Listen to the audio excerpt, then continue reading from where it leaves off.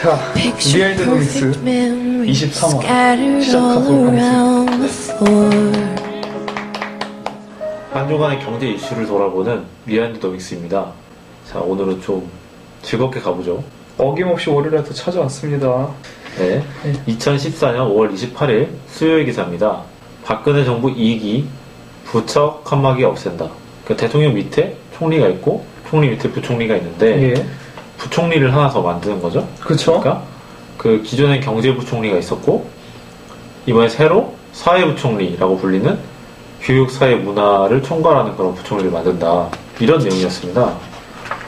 예, 핵심 틀이 그거였고, 그러니까 그 문화, 사회, 뭐 교육을 이제 총괄하는 그런 네네. 부총리를 만드는 이유가 뭐였죠? 이 논리는 대통령이 전체를 컨트롤하지만 그 경제 분야는 경제부총리가 있고 예. 외교나 국방부는 국가안보실장이 있는데 예. 그 비경제 분야에서 정책을 조정하는 역할을 하는 부총리급의 사람이 없기 때문에 그 만든다 이런 말을 했거든요. 그쵸.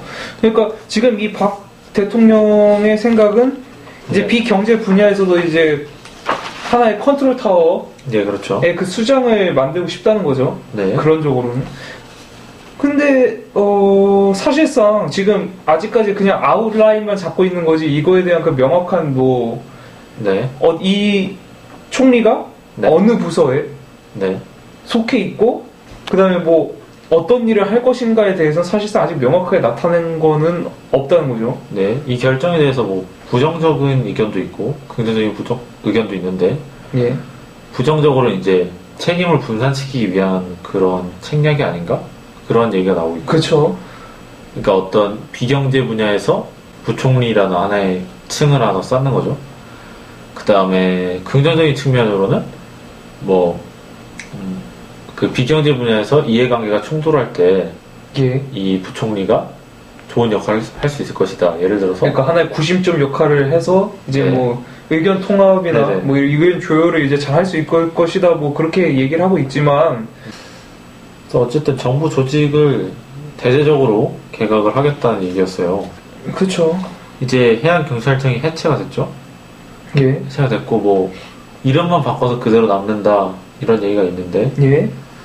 어쨌거나 형식적으로는 해체가 됐고 이제 해수부를 축소하고 이제 국가안전처를 신설하잖아요. 또 그렇죠. 안전컨트롤타워로. 그렇죠.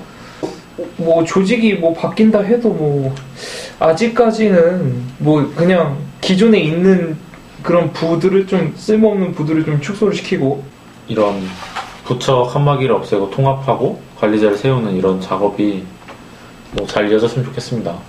두고 봐야겠죠. 예. 자, 다음 5월 29일 목요일자 목요일 기사입니다. 예. 일감 몰아주기 1.6배 과징금이라는 기사였습니다. 예, 그러니까 이 기사는 일단 자산 5조 원인 5조 원 이상인 그런 대기업 그 집단 계열사가 이제 총수 일가에 네. 일감 몰아주기 방식으로 부당 이익을 제공할 경우 아주 잘 읽으시네요. 예.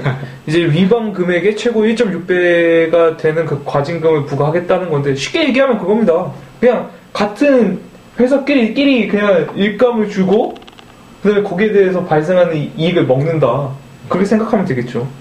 이게 부당 이익이라는 건데요. 그렇죠. 그래서 그렇게 유리한 조건을 인위적으로 만들어서 한 매출에서 정상적으로 원래 나왔어야 될 매출을 빼서 이걸 위반 금액으로 해서 중대한 위반의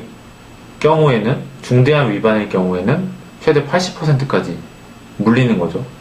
그리고 이제 양쪽 업체에 다 물리는 거죠. 그죠. 그러니까 네. 부당 이익을 챙긴 업체하고 네. 그다음에 부당 이익을 제공한 그 업체 양쪽에게 모두 다 과징금을 부과가 가능합니다. 네. 그래서 그렇죠. 총 160%의 그 과징금을 부과할 수 있다는 거죠. 네, 그렇죠. 전체적으로 보면 80씩이니까 예, 최대 되는 거죠. 예. 네. 좋은 내용이었습니다. 자, 굉장히 아니 신경질적으로 두시는데요? 지금 시간을 많이 낭비했어요. 민영이 중간에 자서. 잠깐만요. 집에서 자란 말입니다. 잠깐만요. 왜요? 가끔 시간이 휴식이 없어요, 필요하다고. 네. 시간이 없어요, 지금. 예, 자, 알겠습니다. 갑시다. 예. 자, 5월 30일 금요일이죠. 예. 자, 쿠팡. 실리콘밸리에서 1억 불 유치. 예. 자, 이게 말이죠. 그 쿠팡이라는 소셜 커머스 업체가 있잖아요. 그쵸. 그 위메프라는 데도 있고요. 예. 티켓몬스터라는 데가 있는데 예.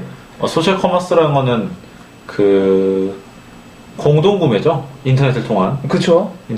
공동구매를 해주는 플랫폼 사업인데 이번에 이 쿠팡이라는 회사가 세커이아 캐피탈이라는 미국의 실리콘밸리 투자회사한테 약 1억 달러, 그러니까 그 1,000억 원 하나로 1,000억 원 정도에 지금 팔렸단 말입니다.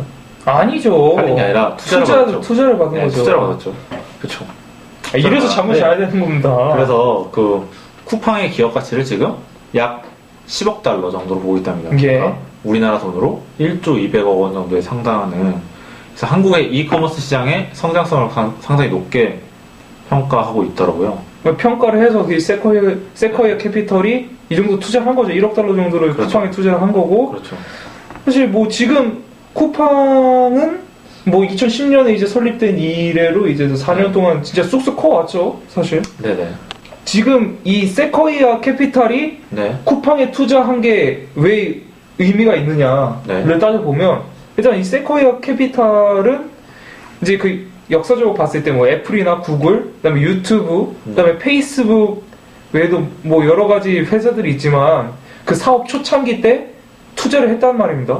네네. 그래서 이 세커이어 캐피털이 투자하는 회사들은 이만큼 다 잘 됐다.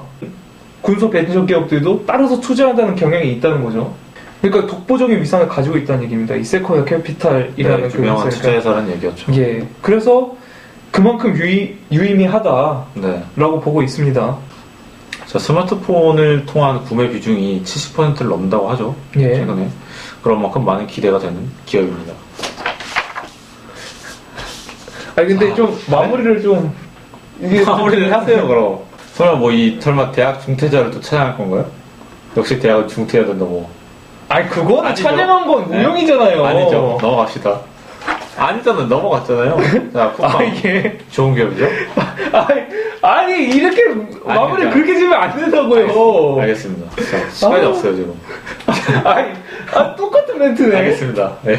아니 똑바로 해야 될 거 아니에요. 똑바로 하고 있습니다. 자, 2014년 6월 2일 월요일 기사죠? 예. 자, 새 펀드 유입액 4배 힘받는 증시. 자, 요게 오늘 그나마 좀 괜찮은 기사였죠?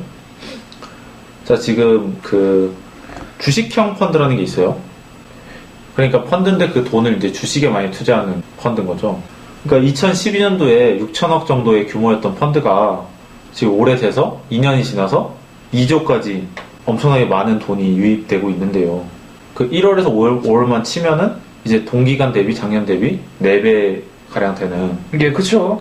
늘어나는 것은 이제 뭐 그 증시 전망이 네네. 좀 활발해질 거라는 그런 전망 때문에 사실 지금 이만큼의 그 유입액이 들어온 거라고 볼 수가 있겠죠. 그러니까 되게 좀 롱쇼트 펀드라는 게 좀 인기가 있다 요즘에. 자, 롱쇼트가 뭡니까? 개념? 그러니까 롱쇼트는 이제 저평가된 주식을 사고 네. 그 다음에 고평가된 주식을 공매도하는 그런 전략을 이제 롱쇼트라고 그러는데. 네. 롱이라 그러는 건 이제 산다는 거고, 예. 쇼트라고는 판다는 얘기죠, 금융에서는. 예. 그러니까 저평가는 롱하고 고평가는 그 공매도로 쇼트한다는 뭐 그런 전략인 겁니다.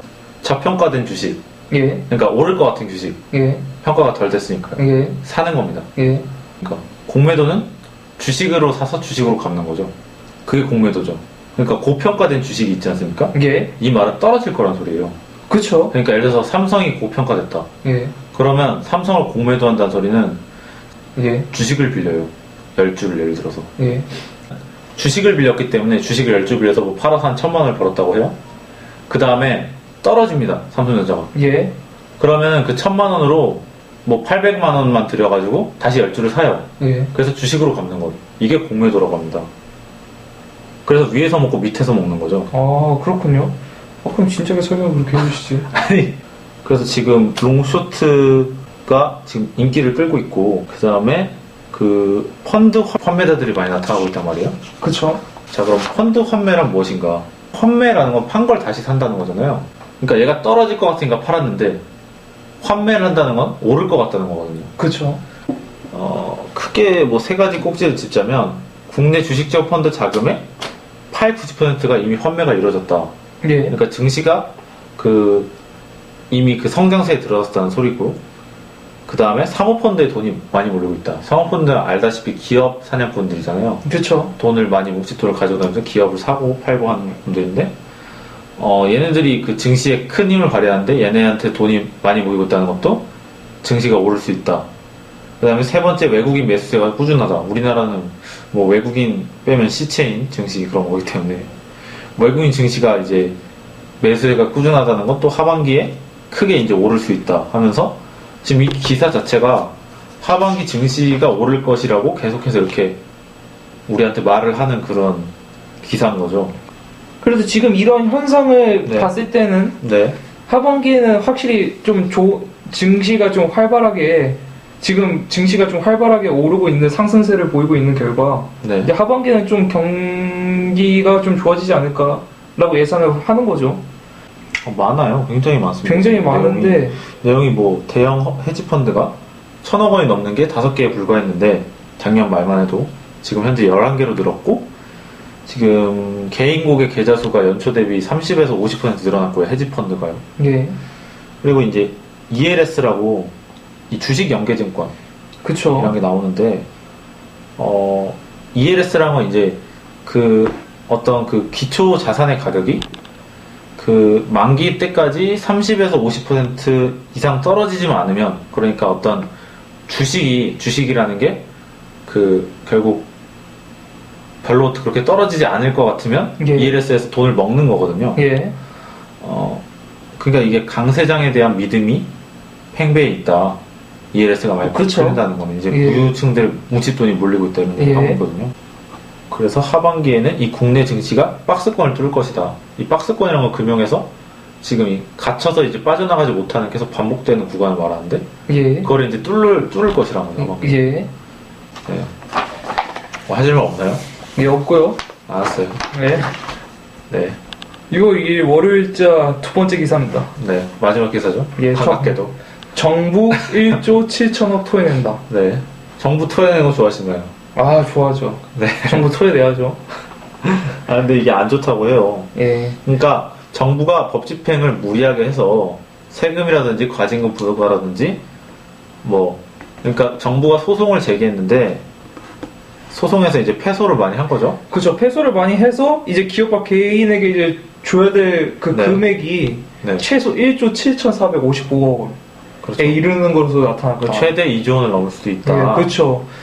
근데 이게 뭐가 문제냐? 네. 즉 세수 실적이 부족하단 말이에요, 정부가. 그렇죠. 걷어들이는- 재정 상태가 좋지 않아요. 재정 상태가 좋지가 않은데 네. 지금 이 경기 진작에 이런 식으로 이제 최소 1조 7천억 원이 이제 뭐 배상금으로 돌려줘야 되니 네. 경기 진작에 부정적인 영향이 당연히 나타날 수밖에 없는 거죠. 그렇죠. 네, 자, 이 충당금이라는 게 있지 않습니까? 이게 원래 그 기업에서 대손 충당금이라서 항상 그런 계정을 마련해 놓고 있어요. 회계상에서. 이게 그러니까 어떤 그 손실이 일어났을 때 예, 바로 그 계정에서 돈을 바로 이렇게 쓸 수 있게 예, 그쵸. 그 대손충당금이라는 계정을 마련하게 되는데, 이제 국가도 이제 재무제표에서 장기충당부채라는 이제 그러니까 이런 충당금을 마련해 뒀죠. 그렇죠. 근데 이 충당금으로 쌓아놓은 돈이 이제 1조 7천억 정도 되는 거죠. 예, 육박하고 이제 유사시 이제 재정 확대를 이제 할 때 정부가 이제 탄력적으로 대응하기 위해서 사실 마련해 둔 건데, 사실 뭐 이 정도를 해놓음으로 인해서 뭐 결국 이게 다 거의 다 이제 패소 배상금으로 주게 될 판이라는 거죠, 결론적으로는. 네네. 그리고 사실상 제가 생각했을 때는 그렇습니다. 그러니까 2조 원을 충당금을 마련하지 말고 충당금을 좀 더 줄이는 게 좀 더 좋지 않을까 생각해요, 저는. 왜냐면은 2조 원만 믿고 그냥 막 소송을 거는 거예요, 정부가. 글쎄요. 근데 이게 그거보다는 그 경제 민주화 열풍 때문에 그 세무조사랑 불공정 거래조사를 많이 했단 말이에요. 그러니까 어떤 세수를 많이 걷어들이려고 하다가 좀 무리하게 이제 좀 소송을 건 거죠.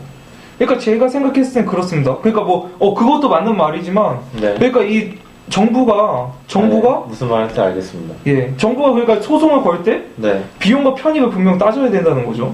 네, 그렇죠. 그래서 뭐 다음엔 좀 충당금을 줄여놓고 충당금을 줄여놓고 심사를 좀 더 깐깐하게 하는 거죠. 네, 그러니까- 그렇게 해야 될 필요성이 있다. 예. 그것도 지금 정부 재정이 근데 작년보다 올해 더 안 좋아. 올해가 더 안 좋아졌죠. 네.